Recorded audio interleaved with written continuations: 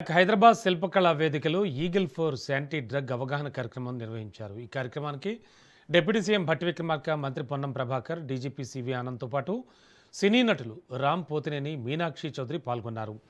తెలంగాణను డ్రగ్స్ రహిత రాష్ట్రంగా తీర్చిదిద్దేందుకు ప్రభుత్వం కఠిన నిర్ణయాలు తీసుకుంటోందని డిప్యూటీ సీఎం భట్టి విక్రమార్క స్పష్టం చేశారు. విలువైన జీవితాలను డ్రగ్స్ బారిన పడి నాశనం చేసుకోవద్దని యువతకు పిలుపునిచ్చారు. డ్రగ్స్ మాఫియాపై పోలీసులు తమ ప్రాణాలను పణంగా పెట్టి పోరాడుతున్నారని, కేసుల్లో ఎంతటి వారైనా ఉపేక్షించేది లేదని ఆయన హెచ్చరించారు.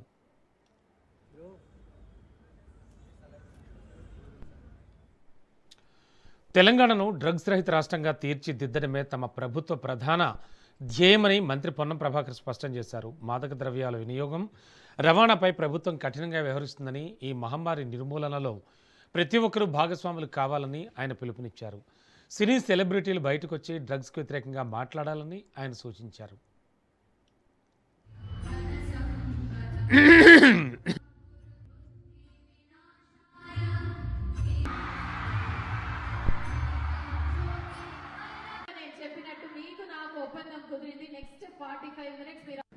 శాండిలియా గారు డైరెక్టర్ ఈగల్ రాష్ట్రంలో మాదక ద్రవ్యాలు ఉండటానికి వీల్లేదు అని రాష్ట్ర ప్రభుత్వం ఆదేశించిన దగ్గర నుంచి దానికి డైరెక్టర్గా అనేక కార్యక్రమాలు చేపట్టి తెలంగాణలో మాదక ద్రవ్యాలు ఉండటానికి వీలు లేకుండా అనేక చర్యలతో మనందరినీ కేవలం చట్టపరంగా చర్యలు తీసుకోవడమే కాకుండా అందరికీ దీని ద్వారా జరిగేటువంటి నష్టాన్ని వివరిస్తూ అందరినీ దాంట్లో పాల్గొనేటట్టు చేసే కార్యక్రమం రాష్ట్ర ప్రభుత్వం నుంచి మనస్ఫూర్తిగా వారిని అభినందిస్తా ఉన్నాము.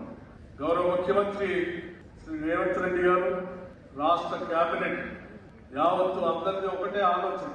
తెలంగాణ రాష్ట్రంలో ఏ ఒక్కరూ కూడా మాదక ద్రవ్యాలకు బానిస కాకూడదు, మాదక ద్రవ్యాలు ఈ రాష్ట్రంలో అమ్మటానికి వీల్లేదు, మాదక ద్రవ్యాలు ఈ రాష్ట్రంలో సరఫరా అనేటువంటి మాటే రాకూడదు.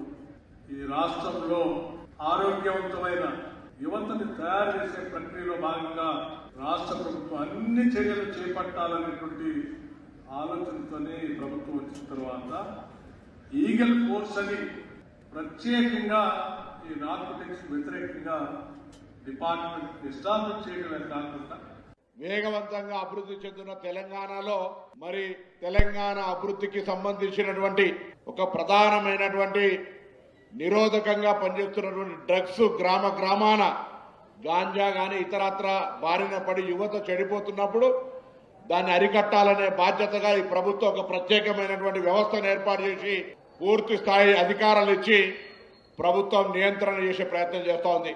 కానీ ప్రభుత్వ నియంత్రణ ఒకటే సాధ్యం కాదు. ఈ యొక్క కార్యక్రమము భవిష్యత్ తెలంగాణ నిర్మాణానికి అవసరమయ్యేటువంటి యువకులను సన్మార్గంలో నడిపేటువంటి ప్రభుత్వ ఆలోచనకు అనుగుణంగా తెలంగాణ ప్రతి పౌరుడు కూడా నో టు డ్రగ్స్ లోపల భాగస్వామి కావాలని ప్రతి సంవత్సరం ఈ ప్రోగ్రాం చేస్తూ ఉన్నారు. పోయిన సంవత్సరం జలవిహార్లో ఈ కార్యక్రమం జరిగింది. ఇక్కడ వాళ్ళందరూ కూడా మనం ఒక నో టు డ్రగ్స్ కు సంబంధించిన వాలంటరీగా మారి ఎక్కడైనా సమాచారం తెలిస్తే